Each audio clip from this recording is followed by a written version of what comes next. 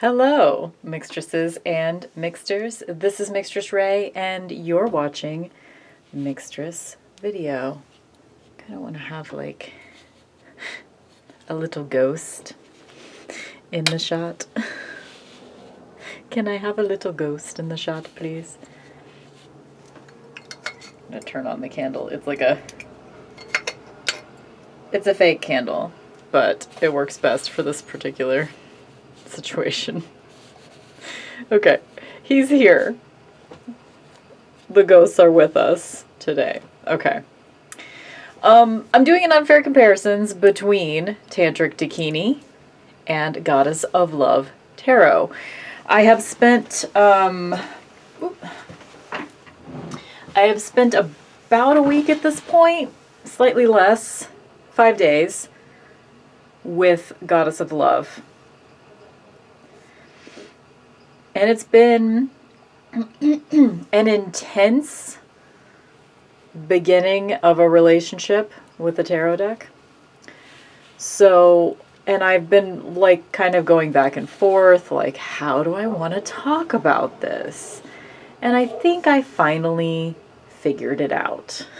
It needs to go side by side with Tantric Dakini. And yeah, let's get into it. First, I'm going to show you the court cards from Goddess of Love because there are no court cards. This is a difficult, like, Tantric Dakini is a difficult deck to compare to something because it has majors and it has 4 elemental suits, 10 cards each, but it does not have court cards, and the elemental cards don't follow like a structure of ace through 10 necessarily. But I just decided, let's do this anyway. This deck is the closest thematically, I think, with Goddess of Love Tarot. I will say, like, as far as just an introduction to Goddess of Love Tarot, every major Arcana card is associated with a goddess. And it is primarily the theme of this deck is sexuality. I'm not really going to speak to the guidebook right now overall because,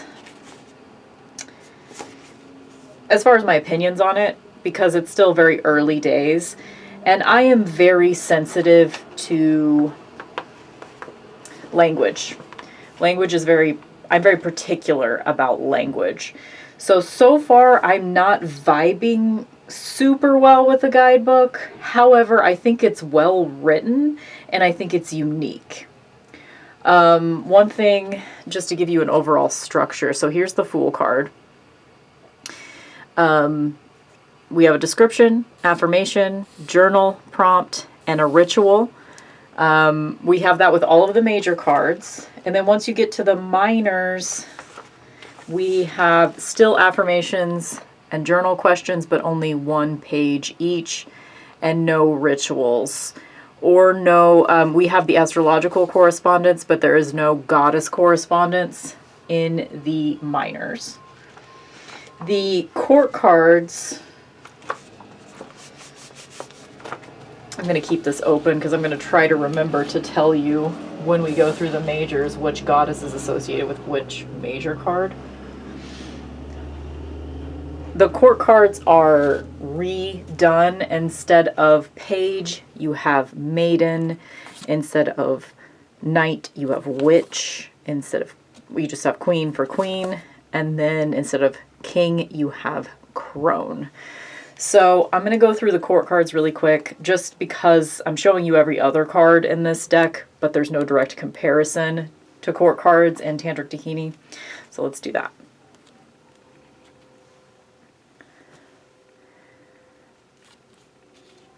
And I need to turn my ring light down a bit. Okay, that's as calm as this light gets. That's pretty good though. Trying to go with more natural lighting. Anyway.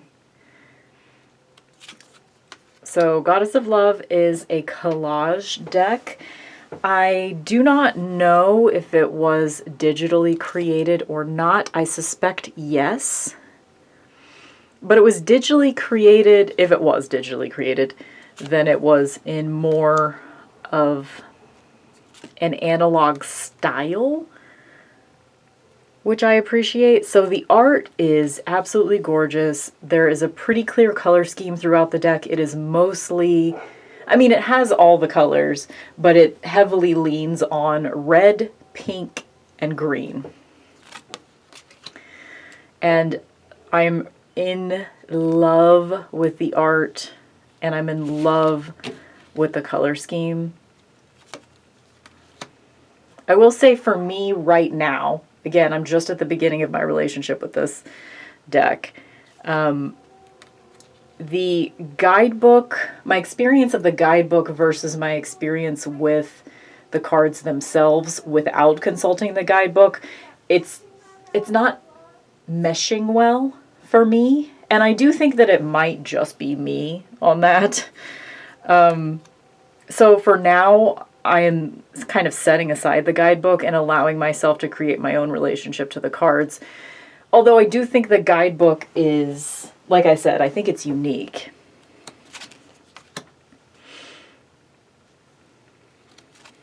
I don't think it's not overall a throwaway deck, but it might not be something I consult very often. And if it ends up that I fall in love with the deck and I don't really ever use the guidebook, I might get rid of the guidebook, but that remains to be seen. I'm really proud of the edging that I did with this deck, so I'm going to show you that too before I start flipping. I needed it to be green, so I found this, like, it's called Olive Yellow, and I'm really happy with it. I've always loved green and pink together. But most of the time when people pair green and pink together, it's like baby pink and like olive green. That's not my favorite combo. My favorite combo is what you see in this deck, which is like very punchy pinks with yellow greens or just emerald greens. There's a lot of beautiful emerald greens in this deck, and I'm just like, I'm so seduced by the color scheme and the art in general in this deck. So yeah, let's play with it, shall we? Let's see if there's a way that I can, I don't know, I think we are going to get a little bit of glare, but I think that's preferable because my camera tends to skew very dark. Okay, so here we have Joker and the Void. The Void is Shakti in Goddess of Love.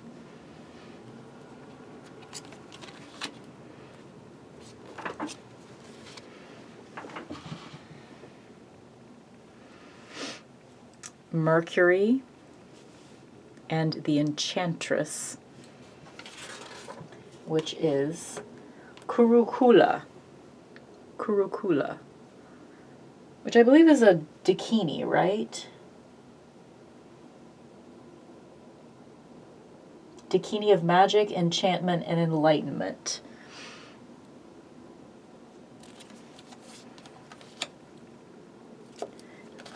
Isis as the High Priestess.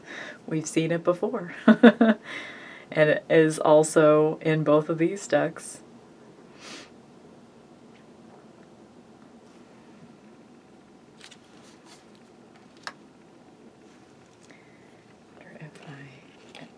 This further away. What is the best option? I need to be able to get it actually even further away, but I can't do that right now. So yeah, sorry. I just need to stop fucking with it because it is what it is. With the Empress, we have Scarlet Woman here. Oh wait, I haven't flipped this one yet.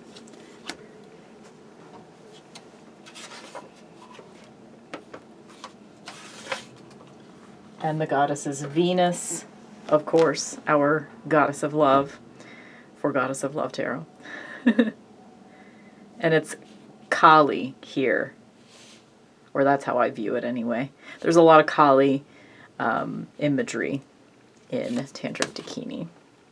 This was initially the reason why I thought, well, besides the art style in general, I would assume, and I absolutely could be wrong, but I would assume that the artist for Goddess of Love, which is Julia Popescu, Snakes for Hair is her Instagram name. However, I couldn't find her on Instagram. It's possible that I'm just like absolutely dumb, but I searched Snakes for Hair and I couldn't find her because I love her art, so I'd love to see other examples of it, but I didn't find it. Anyway, this was one of the reasons why I thought, oh yeah, I gotta compare it to Tantric Dakini, because of the Sovereign card has this chair in it, which actually doesn't look that much like this chair, but in my mind, the vibes were similar with all the flames and the chair. So we have Hot Seat and the Sovereign. The Sovereign is Vesta, Goddess Vesta. Ganesh, Lord of Obstacles, and Hierodule. I actually I meant to look that up, but I've never heard the name Hierodule. But I would assume it's just a more feminized version of Hierophant. Dual, doula. I am just making an assumption there. I have nothing to back that up with. And this is the goddess Tara,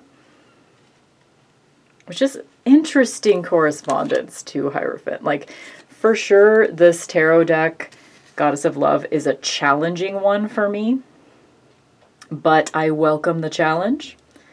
Wish-fulfilling gem and the Lovers with Babylon and the Beast. This is an interesting one for a Lovers card too, because when at first glance, I look at this and I think it's a Chariot or like Temperance or something, because of the 2 cups.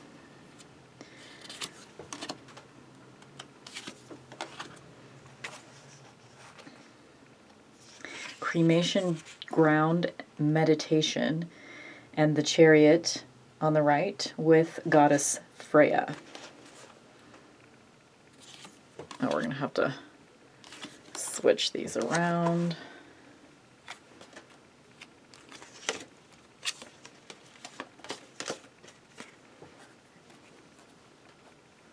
Lust and Self-Created.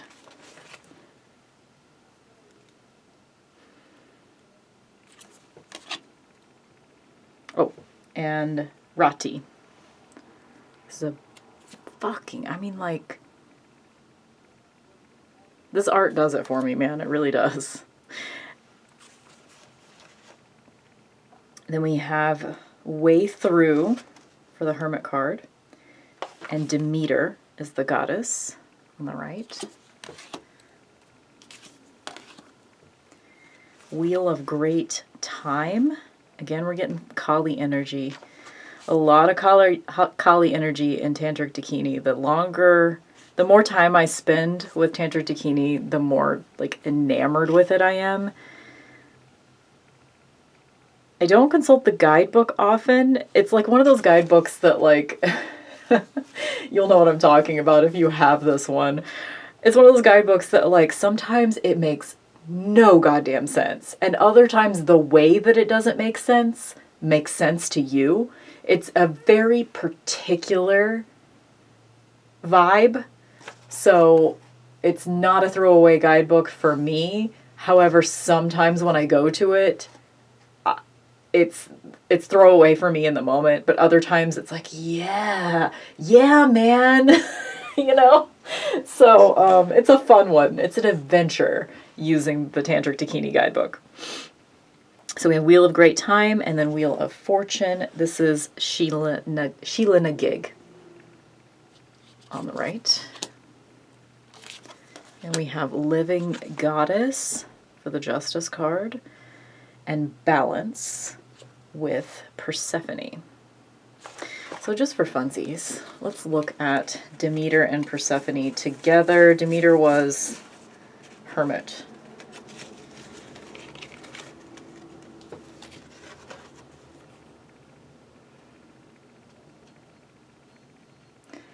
I'm confused by this choice for the Justice card. Persephone. I mean, I guess because she spends half the time above ground and half below, right? I'm not great with Greek mythology, so forgive me. But again, like, I find this particular tarot deck to be challenging to me for a number of reasons, not only because some of the symbolism in the cards isn't immediately accessible to me, but also because the overt sexuality is challenging for me. But it is a productive challenge. It's shadow work. We have Slay the Ego with Kali on the left, and the Hanged One, Oshun, on the right. Beautiful with the dolphins, and I like it. I like it. Death, Transfiguration, and then Death with, in the guidebook, it says Kali / Chinnamasta. I'm not sure why it says that. I guess just because they wanted to include I'm assuming, this is totally an assumption, that they wanted to include Kali, but they were really seduced by this particular image of Chinnamasta. Okay. Puja, Purification for Temperance from Tantric Dakini, and then Temperance is embodied as Mary Magdalene and Goddess of Love.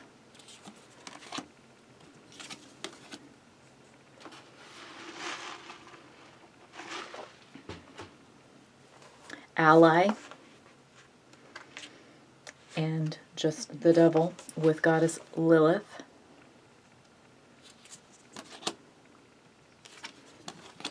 Holocaust, Aresh Kagal,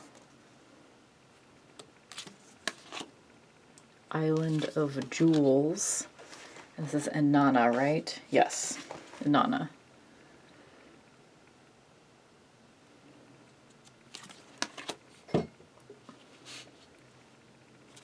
Soma for the moon. And that's Hathor, I believe. Yes, Hathor. Which I normally would not... I'm not sure why this feels weird to me, but, like, I don't think of Hathor as a Pisces. But that's interesting. Sorry, I keep bumping this. It is a fake candle, so don't worry.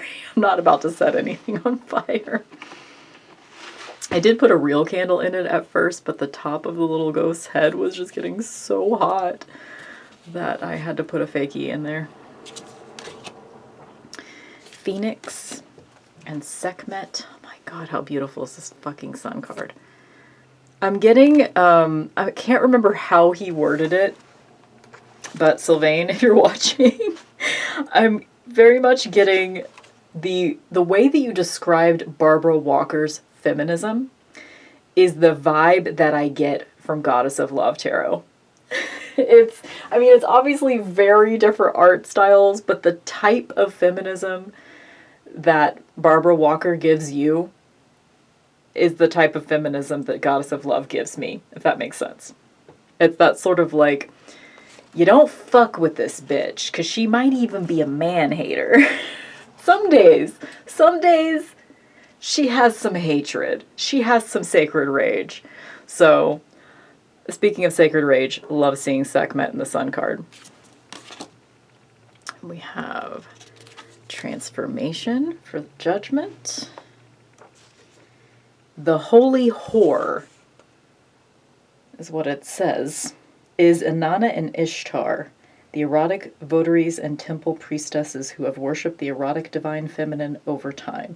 So it's sort of an amalgamation, I guess. Again, this is sort of, I think I'm going to title this video Introduction to, because it's not an unboxing. I've had it for 5 days, like I said. So it's not a first impressions, but it's definitely not a review because I've only had it 5 days. And then we have Earthbound for the world. The goddess here, it just says the heart. There's a beautiful, actually, I want to kind of show you I love it when the Fool and the World cards actually match up symbolically, and I think they do in this deck. You know, you have the snakes that haven't wrapped around the egg yet in the void.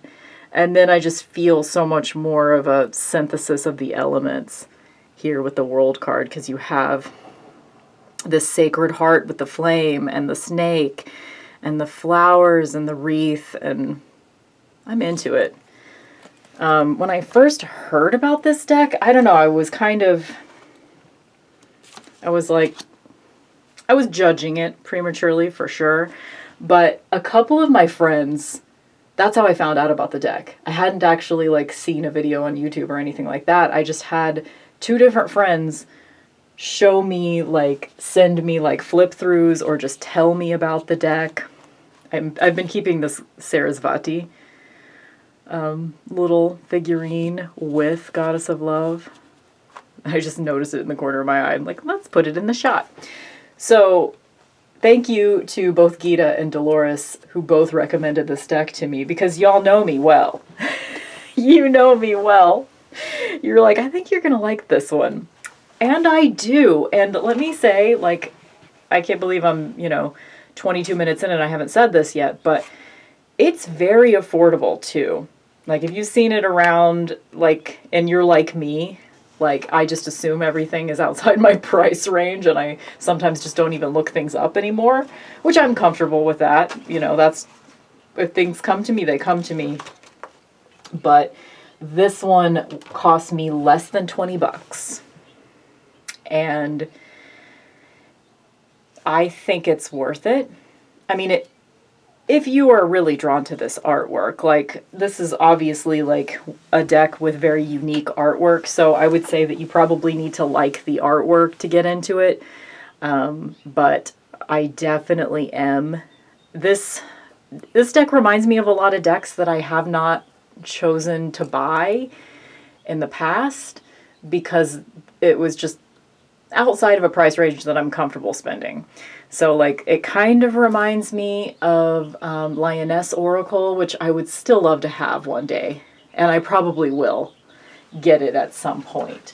But I just haven't done it yet because it's a little bit more of an expensive one for me. It reminds me a little bit of that one. It sort of reminds me of one that I used to have. What was it called? Like Tarot of the Night Goddess or something like that, which is another mass market one, or it is mass market now. So it's one that you could easily get a hold of too, but that one just didn't ultimately work for me, but this one is working for me so far. Again, I'm only 5 days in, but so this is where the comparison is going to get more unfair, but I'm going to do it anyway. So it's Shiva, Pillar of Fire. And I do associate this one with the Ace. And I put the elemental associations on each of the cards in Tantric Dakini, and some keywords too. So that way I don't have to consult the guidebook if I don't want to. Eventually, when I actually get to know this deck fully, which I still haven't, even though I've had it for like 2 or 3 years, I'm gonna probably regret having my own keywords on here, but for the time being, it's fine. So this one does sort of make sense as a 2 of Wands, right? A little bit.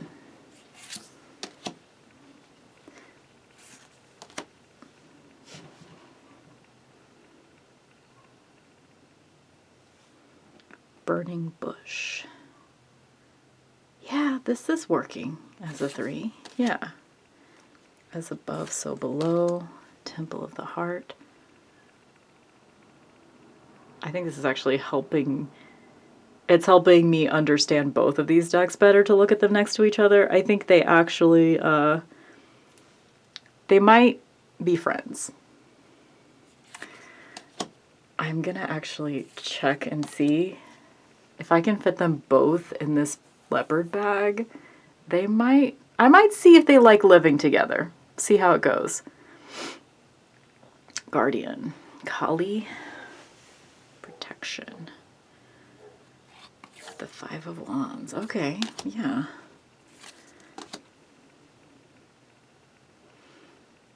This is not necessarily going to make sense a lot of the time, but I mean, we have 7 people in this in this card. So 7 of Wands. This makes sense as a 7 of Wands, I think.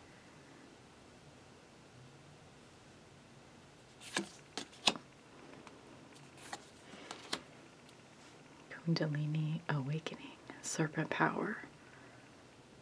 Yeah. Yeah. I will say, if something that like typically bothers me but isn't bothering me with Goddess of Love, but I'll just point it out just in case it's something that would be a thing for you. There are repeat imagery, but I think it's only limited, so far it seems, as far as what I've noticed in the 5 days I've had this deck, that it's really only repeated in things like the roses for the wands. And the way that they're placed, they're not perfectly symmetrical. It's done in a way that looks a little bit more organic, in my opinion.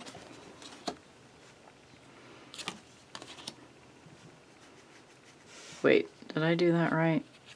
I don't think I did.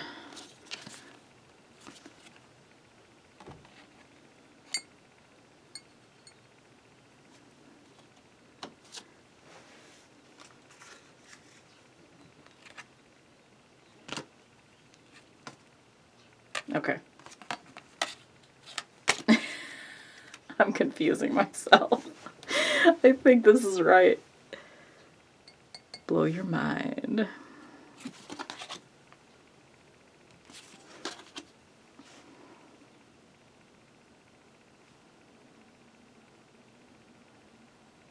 This one would make more sense as the 9, right? Because of the hypervigilance keyword that I added on here, but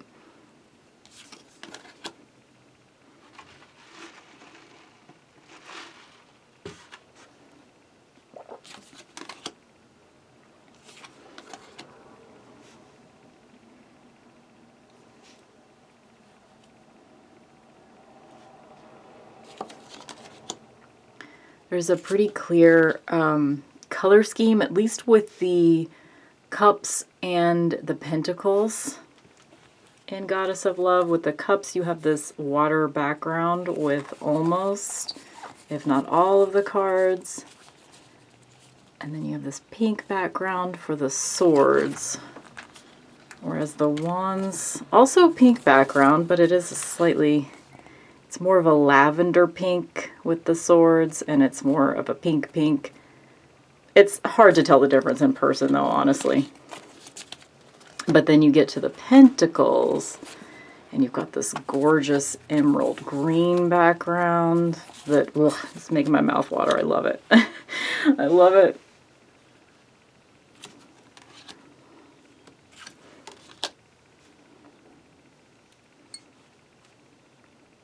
Treasure all fleeting moments. Of course, this one looks more like an ace, right?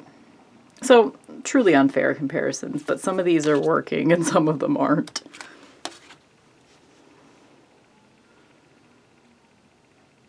I just put these in order within their suits, which I don't think you would even call it suits necessarily, but it does actually say in the Tantric Dakini guidebook, you know, it'll say for each card, like this one corresponds to a traditional tarot cups card, etc. I mean, these are somewhat similar. We got the shells.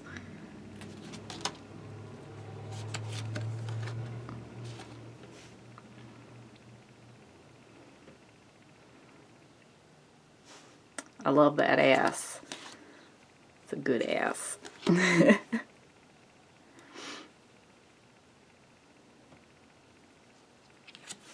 this one also reminds me, like, obviously, like, color scheme completely different.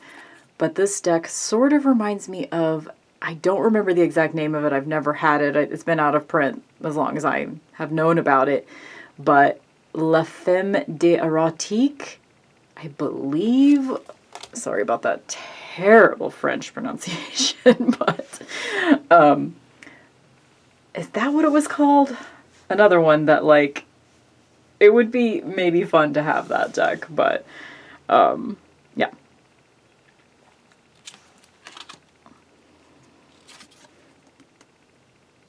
Okay. Feels like this should still be a Cups card, right? With Mother's Milk, but it's not.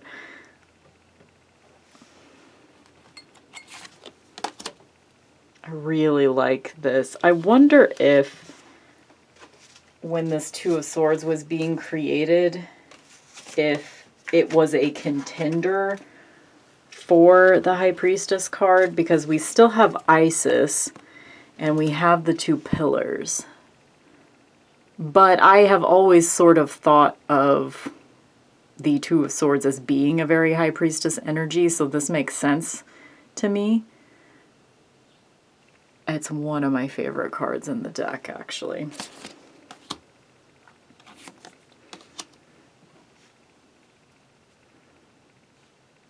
I love how this just reminds me of, like,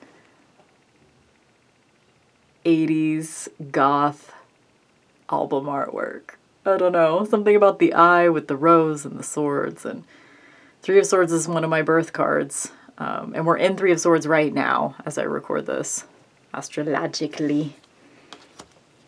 I love that Three of Swords. Those are kind of like, they're not necessarily deal breaker cards, but I want to like the Libra cards. The 2, 3, and 4 of Swords in a deck are important to me, and I like all 3 of the cards in Goddess of Love, like this with the gorgeous purples and the sort of like chrysalis vibe. Like, yeah, that totally makes sense for the 4 of Swords, right? And the fact that we have this gateway into blue skies. Yeah. I love all of it. And I love the red. Like, I didn't used to be a red person, but I'm getting really into it. This is another 5 in this deck that's directly corresponding to a card with Kali on it in Tantric Dakini, so that's interesting.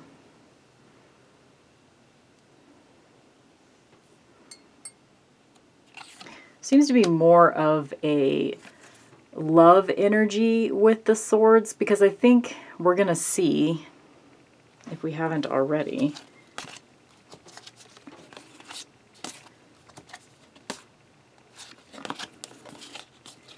yeah, we haven't yet. But like, even with, we don't, like, they're piercing, but you see swords piercing a heart. I think there's other instances of it as well.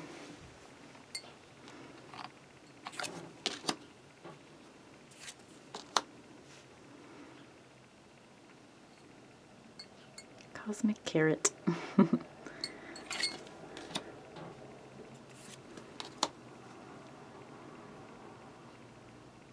This one probably corresponds better to the Two of Swords, right? With the, yeah, I would think. But, well, no, because she's sort of tied up like an 8 of Swords. Okay. Interesting. I love it when, I mean, this doesn't happen often.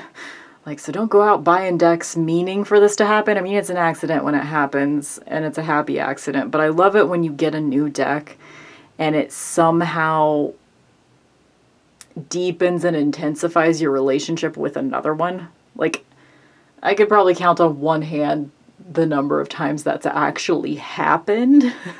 But it's cool when it does. And I think that's... I filmed a whole video of me doing an unfair comparisons between this and Telesma Tarot, just because they're both like collage decks. And I thought it might be interesting to look at them side by side, but it really didn't make sense. And even though I call it unfair comparisons, I actually do want it to make a kind of sense. Ooh, we got birds in both of these. Just passing through. With the Ten of Swords. Oh, that's interesting too, just to think of the Ten of Swords as just passing through. Like, I mean, I wouldn't necessarily very often think of the Ten of Swords as being a death card, but it is a death. Not a literal death necessarily, but it is a death. And if you think of it as, well, I'm just passing through this life anyway. Very interesting. Okay. My battery's gonna die like any second.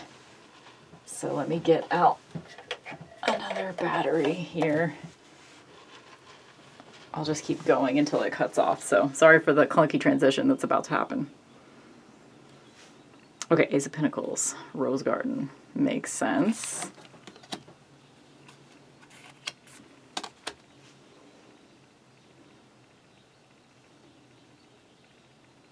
Cycles, yeah. Look at these colors together. I mean, I feel like this is like either you're gonna find this gaudy or you're gonna be in love with it like I am, but I am just completely here for it.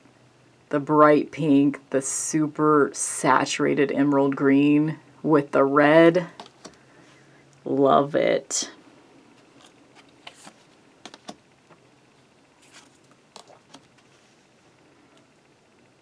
Totally bananas.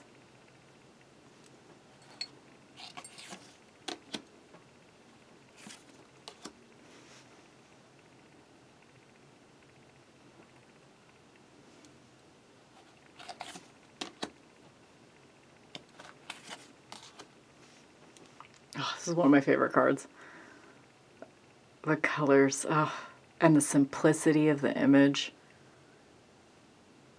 Love it.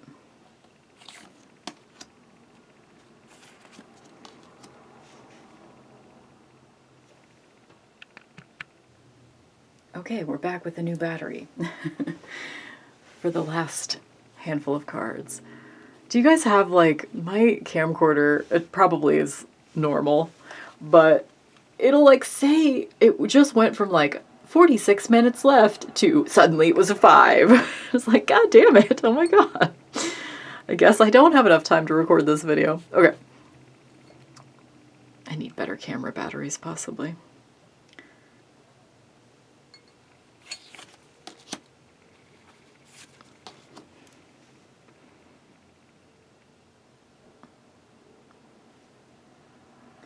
This one is interesting.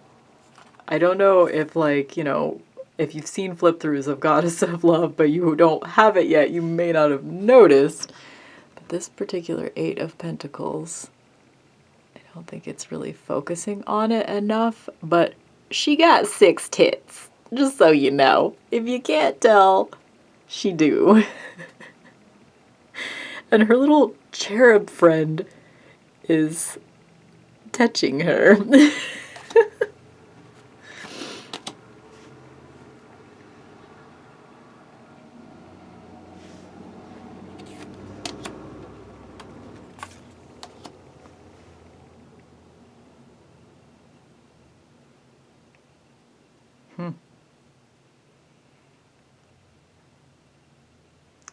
Interesting that we have, you know, all these symbols of